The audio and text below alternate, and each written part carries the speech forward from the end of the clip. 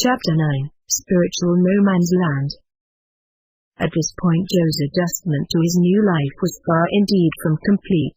Yet even though it had been a comparatively short period, by our standards of measuring time, since his liberation from the condition in which Irenaeus had found him, he was beginning to manifest a degree of understanding of the other side, his present abode. Upon his return there after his second visit to the AUM group, he sought out his new friend and teacher, the priest. The many questions Joe had were running through his mind faster than he could give expression to them. And he was bombarding the priest with inquiries in such rapid order that the priest had no time to give adequate answers to all that Joe wanted to know. Finally they both laughed at the ridiculousness of the situation, but their laughter was also due to the satisfaction on the part of both of them that Joe had accepted his new life and was so eager to learn all about it. "Well, Joe, which of your many questions shall I answer first? I guess what I really want to know is what was happening to me Urin all the time I was roaming around from place to place, trying to get somebody to talk to me. I can sort to understand being dead. But why the big difference between the way I was then and the way I am now? Seems like I was going around in a daze all the time. But now I never knew anybody could feel so much alive." Let's think of transition as having two different phases. First is that period when the individual leaves the body and severs all physical connection with it. For our purpose here, we will call this the physical transition. In the second phase the individual goes through the valley of the shadow and emerges into the sunshine of the Summerland. Ideally the second phase follows immediately upon the first. I guess mine wasn't one of the ideal ones, huh? Joe interrupted. No, smiled his friend. But of course the period of time between the two phases was not nearly as long for you as for many who take years, or even centuries, of Earth time to do what you did in several months. Of course, there are those rare instances where one's spiritual foundation makes it possible for him to blend the two phases into one, and when he leaves his body he immediately finds himself in the Summerland. Why does it take most of us guys so long to go through that valley of shadow? Joe wanted to know. Unless a person has an adequate spiritual foundation and an understanding of transition, he is too confused to trust himself to the guides and helpers who meet him and offer to help him after he goes through the valley. Upon stepping through the veil that separates the two planes, he finds himself standing beside his physical body, where he has lived during his lifetime on the earth. This in itself is confusing enough, but much more frustration is added when he finds that his body will no longer obey his commands to move. It is inert and lifeless and he does not know why. It is likely that at this time he does not know he is dead. He comes to realize that he actually has no physical body, but he does not know what his condition is. Thus he becomes frustrated and too confused to accept the help that has been offered him. The love and understanding is there for him, but he is not ready to accept this yet.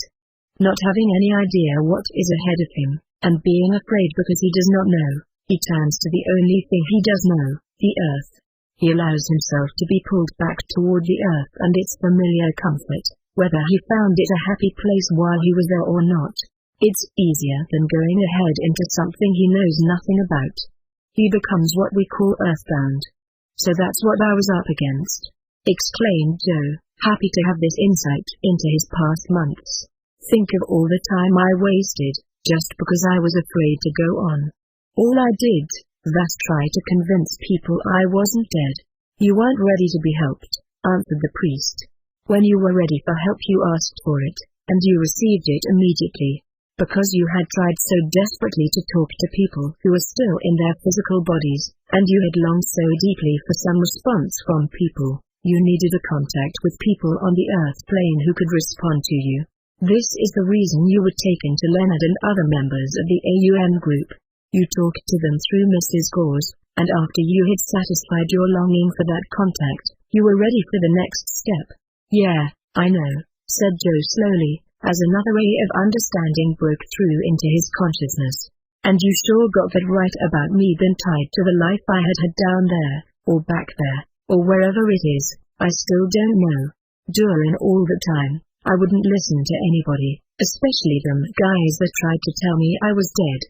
But finally I was lucky. There are countless others, the priest went on to explain, who are not necessarily as tightly tied to the earth as you were, Joe, not necessarily as rigidly earthbound, but who, due to a lack of spiritual foundation, do not have the courage or the spiritual fortitude to take that vital step toward the valley of the shadow. They are neither of the earth nor of the Summerland, they are caught between the two. Being too bewildered and frustrated to make any decision, and thwarting the efforts of those who would help them, they become what is known as dwellers on the threshold. What does that make of me? Joe was instantly curious to know. Is that what I was? You were definitely earthbound, continued the priest. You had very strong ties to the earth, which you were not ready to release. You continued to think in earth terms, you retained your earth appetites. The only difference was that you had no physical body. Yet having a body, a new body, that seemed to you to be physical, you were definitely still of the earth. But the dweller on the threshold is in truly a spiritual no man's land. His condition can be even more frustrating because he actually has no ties to either plane. He is simply adrift in a spiritual void. And there, filled with frustration and fear, he will remain until something causes him to want help. This desire, welling up from within him, turns on a little light that flickers feebly. Then a teacher or helper is there instantly. The priest went on to explain to Joe that the term spiritual no man's land could, in its broad application, include both the dweller on the threshold and the earthbound individual. All those who are no longer in physical bodies and who have not gone through the valley of the shadow are in a spiritual no man's land. Many of these individuals, depending upon their attachment to the earth, retain their earth, or physical sense, appetites, as they wander around among those who still have physical bodies, but with whom they find frustratingly that they cannot communicate. They do discover, perhaps by accident at first, that by impinging themselves onto physical bodies they can share in these individuals' sense gratifications. Thus they find that they can satisfy vicariously their own retained appetites. When this discovery is made, trouble starts, for many of those who are earthbound care not the slightest for the consequence of their acts, nor upon whom they impinge themselves. They can inflict their own desires and lustful appetites upon individuals still in physical bodies, causing them to do things they would not otherwise have done. A person's life is wrecked, for example, for drinking too much, and he maintains all the while that he does not know why he cannot control his craving. Even murders have been committed, with the murderers maintaining that they did not know what possessed them to do it. Impingements with less serious but still unfortunate consequences, the priest concluded, are extremely widespread. Joe broke his silence. Does this mean that all those crowds of people in this spiritual no man's land you talk about are causing trouble for guys back on the earth?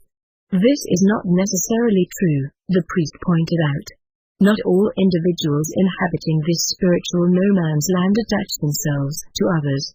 It is quite possible for one who has been well principled in terms of everyday decency, honesty and fair play to become earthbound, too. It might happen to one who had little or no spiritual foundation or background. And if someone is so opinionated that he will not listen and learn from those who offer him assistance after he makes his physical transition, and if during his lifetime he had been wholly or predominantly tied to material things of the earth, he could easily find himself earthbound, in which state he would remain for varying lengths of time, wandering aimlessly and harming no one but himself by impeding his own progress.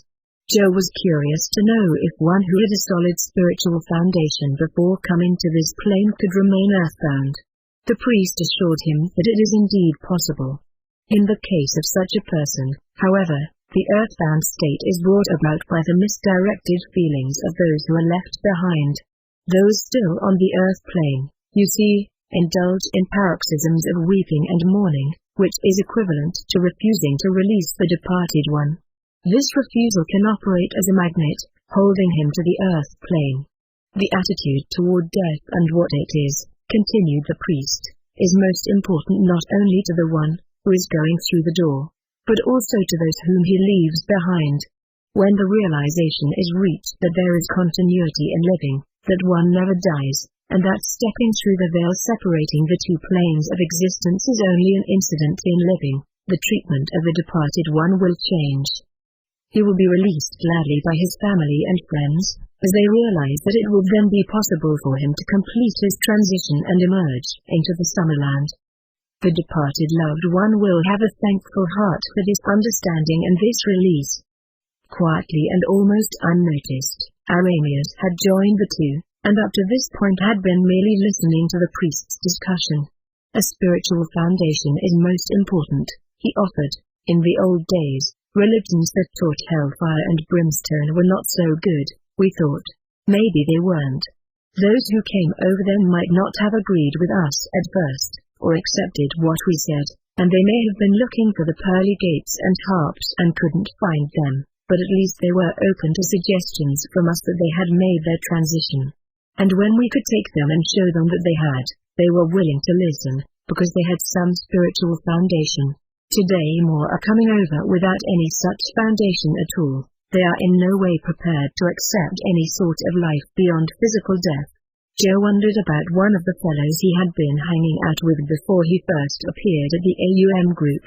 You know, I think that guy had a hand in crime of some kind. And one of the teachers around here said he had committed suicide. And if you can believe it, he was even more mixed up than I was. Yes, he would be, Arrhenius told him. The state of mind that prompted him to resort to suicide as a way out would inevitably add greatly to his confusion following his transition. I guess they have to be punished for stuff like that, don't they? Asked Joe. What kind of punishment will that guy get? There is no punishment on our side, Joe, for suicides or anything else. Punishment is the way that man, in his limited vision, has set himself up as the judge of the actions of others.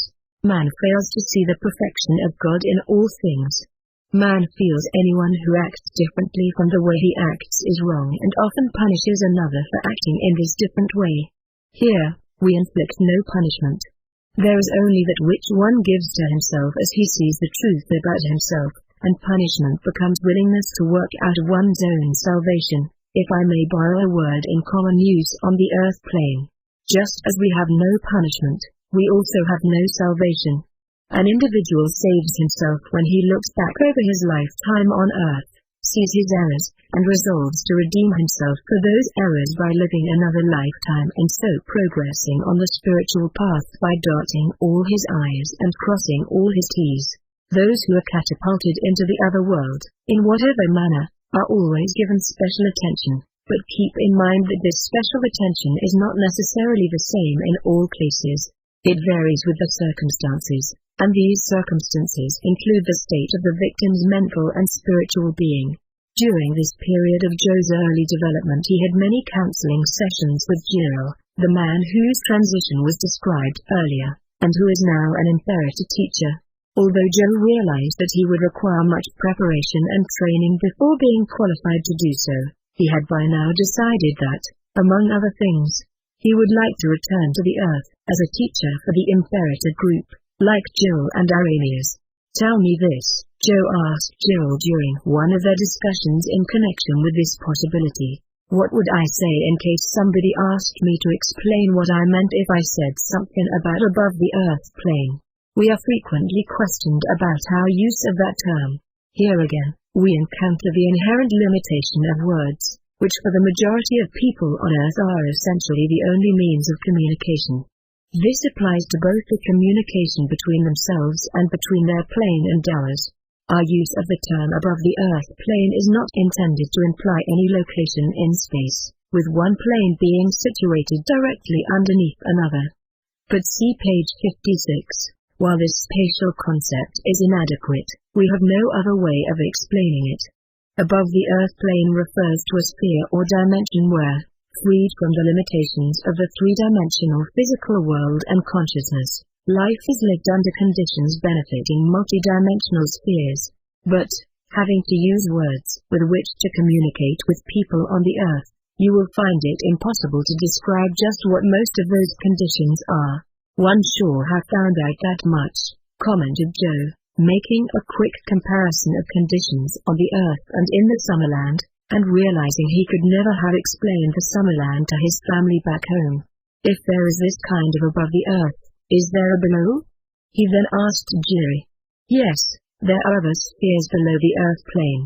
And although these terms above and below do not have any relationship to space, they are not altogether inappropriate, because they do represent a progression upward. The first sphere below the earth plane is inhabited by those who have given free rein to the animal passions of their lives in the physical body. There are many spheres below that, which I shall not describe, even to you. I was at one time taken there, that I might observe, but conditions there are too horrible to mention. You will, in time, have other contacts with the earth. Try at all times to speak to the people there only of that which will aid them in their upward progression. Satisfying their morbid curiosity by discussing with them the nature of conditions and of life in these lower regions certainly will not accomplish this purpose. I refer to it here, even to you, only as a precautionary measure, and to indicate to you that these regions do exist. But there are countless numbers of other things to which it is much more spiritually advantageous for people to give their attention. Once again Joe nodded understandingly.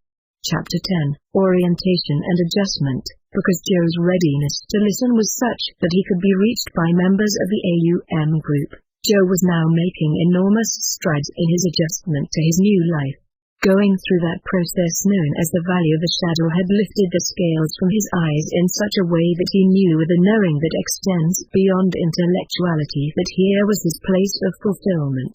Here were people, and here was a place that he could trust. He could put himself into unreservedly. He need not hold back any of himself. These things Joe did.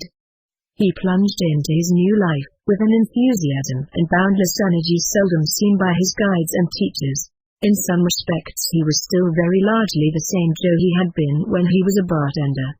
If the concept of a diamond in the rough were applicable to Joe, it could appropriately be restated to emphasize that as an unpolished diamond he remained rough indeed. He needed much refinement. He was still uncouth, his manner of speech and his command of the language left much to be desired, and one area of his thinking still revolved around his own muscles and brawn and fists as a persuasive and coercive device. He came to meetings of the AUM group from time to time to report briefly on his progress, usually too busy to stay very long. "What am I doing now?" he replied one night in answer to Leonard Worthington's question. "I'm working with other guys like I was. Batten people around and making them stand up and behave themselves, that's what I'm doing. But we got a swell crowd over here now. And you know what? I got 3 assistants. They got to take orders from me. Believe me, I can give them. And if people don't keep in line, I knock their heads together. I'm really going places." After Joe's appearance, Arrhenius came in to comment. "Our good friend the bartender is so busy and is working so hard he can hardly contain himself. He has no time to stop and consider himself. He wants to be everywhere at once. In time, he is going to learn a little more diplomacy. But he is certainly doing the work of half a dozen men. And since he is no longer here at the moment I can say this to you. He has not yet outgrown some of his ideas about how to handle people. In working with others, he'll go just so far, with all the patience and kindliness and love. But if he doesn't get his desired response as quickly as he thinks he should, then he wants, as he puts it, to knock their heads together. His interpretation of it is that God takes off his gloves at times. And I guess some of them need the treatment he gives them. He said to me the other day, I tell ya, Doc, ya can't spare the horses around here. These are things, however, were merely on the surface, and there was evidence that a refining process was already in progress. You will recall that on his second visit to the AUM group he spoke of wanting to improve his speech. But vastly more important, Joe was now motivated entirely differently. He became aware of an almost all-consuming drive in 2 directions. He wanted to learn all he possibly could about his new world, and as rapidly as possible. And, representing a diametric reversal of his earth-plane attitude toward people, he found that he had a fiercely burning desire to help others who were in the condition he had been in earlier and to induce them to take that first step toward an improvement of their lot, just as he had been helped. This was very much in line with the general desire found in those on the other side who see so many ways they can be of service, either to persons still on the earth plane or to those who have left the earth but have not been able to complete their transition. Joe's later report to the AUM members went like this: "Know what I'm doing now? I can talk to the ones that are in the same kind of mess I was in. Of course some of them tell me I'm nuts. And a lot of them don't like it because Father helps me. So if they don't like the Catholics they go off and get their own kind of preacher and let him help them. But I got a lot of guys that want to go on instead of hanging around like I was. Aramia's made me a promise. You know I helped a lot of guys get on the skids over there where you are. You know that. Of course I didn't know all of them who came to that bar, they sort of came and went. But there's a lot of them I did know, and I'm watching. And when they come over here, Aramias is gonna let me meet them, and I'm gonna try and help them stay over instead of always heading back to the earth. That's my job. Every individual is met upon his arrival on the other side, and always by one of his own kind. Those people whom Joe was to meet were of his own kind, he had been one of them. There was therefore more likelihood that they would listen to him than to one who did not from personal experience understand their needs and their makeup. Joe's intense desire to learn, plus a natural gregariousness, prompted him to try to get information about one subject or another from almost every person he saw. From a number of conversations he gleaned that people arrive on his side in many conditions and many states of belief and awareness, all of which